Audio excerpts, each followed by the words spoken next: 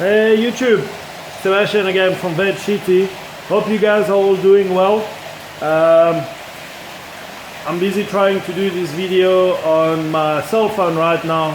Like I said, this is a new channel, so I've not yet invested in the correct cameras or any of this. But I guess to start, it's gonna be alright. For those of you new on this channel, I've decided to start a business in the north of Sweden, which is a full aquaponic hybrid hydroponic store. So let's not wait any longer and let's flip this camera and let me show you guys what this is all about. Okay, so I'll be the man behind the camera. I'll be doing the voiceover. Just to show you guys a little bit, I'm gonna start from the one side of the shop. The shop is just under about 40 square meters. Just to give you guys a little bit of a estimate on space, from the one wall to the other wall, I've got about 17 meters on this wall, and I've got about 12 meters on that wall. There's an area at the back which is not accessible. Well, this is not where I'm growing my stuff. So the total space of the store is about 47 square meters, but my total growing area is on 20 square meters, which is on all my growing towers.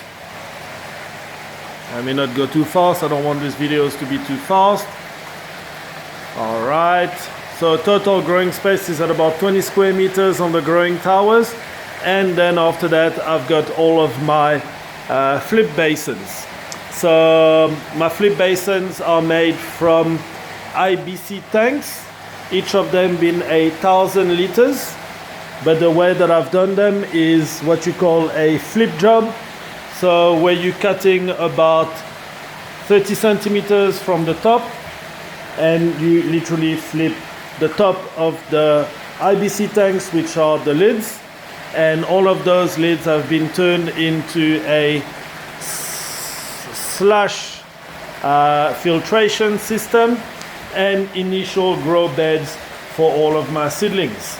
So in all of them, my seedlings are all in little pods. All those little pods come with rock wool, and each of them have one hole. At the beginning, I'm busy trying with each of them one seed.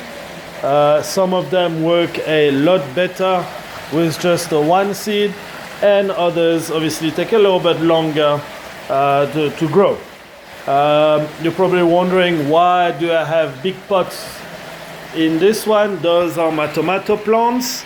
Like I said, it's a small start. I'm starting small. I'm busy testing, trying, making sure that everything works correctly. And so far so good. What I've achieved in just under about 3 to 5 months, officially 6 months, but we'll actually get into the timeline of why is it that the growing has taken so long. So on this side here, I've obviously got my tomato plants, cherry tomatoes that are growing. I got my normal tomatoes that are growing. I got 3 different type of parsleys. I got my flat leaf Italian parsley, my frisee parsley, and common flat leaf parsley. And there are my baby strawberries. My strawberries are starting to come out. They were planted about a week or so ago. So the one type seems to be quite happy, and the other type is taking a little bit longer. On this flower beds here, I've got all my basil, basilica, basilic, whichever country you're from, English basil. So they are taking a little bit of time. I'll explain to you guys the changes that has been made and why is it that they are taking a bit of time here. So this is my basil in those 2 beds here. And on this one here, I've got my chives. Those are actually doing quite well. As you can see, the growth is happening. Those are about a week old. And on this one here, total failure, that is my coriander.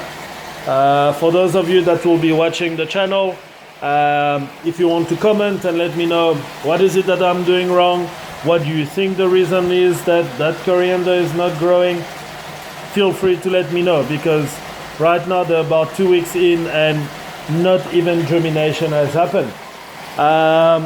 As the time goes, as you can see, you're probably wondering, why did I not fill up this whole wall with pipes? That was the initial plan, to have the pipes all the way through, but unfortunately I've realized that I need to have a little bit of sunlight whenever the sun will be coming through. I mean, we're going to have a good 2 or 3 months where that's pretty much the light that we'll be having, but during the time of the summer you do want to allow some sunlight in. So what I've been doing now is, where my pipes here are 75mm PVC piping. So what I've done is that I've actually made the holes a little bit bigger, that I can actually put the bigger pot plants in. And the bigger pot plants, that's where they'll be running on like hydroponic. So the water will be circulating through, and this is where all my bigger plants will be going, such as my tomatoes and my cucumbers, my chili plants. That's where all of those will be going through. So that is what else can I tell you guys about? Yes, my lights. Throughout the store, I've got 25 LED grow lights, each of them at 32 watts. So currently I've only got the ones on where my plants are actually growing. So currently 32 watts each, but the best part of them is the luminosity that they create. So before purchasing them, obviously lots of research of how many watts do they need to be, how many lumens do they need to be, what type of spectrum did I need to go for. Do I go more with a blue spectrum? Do I go more with a red spectrum?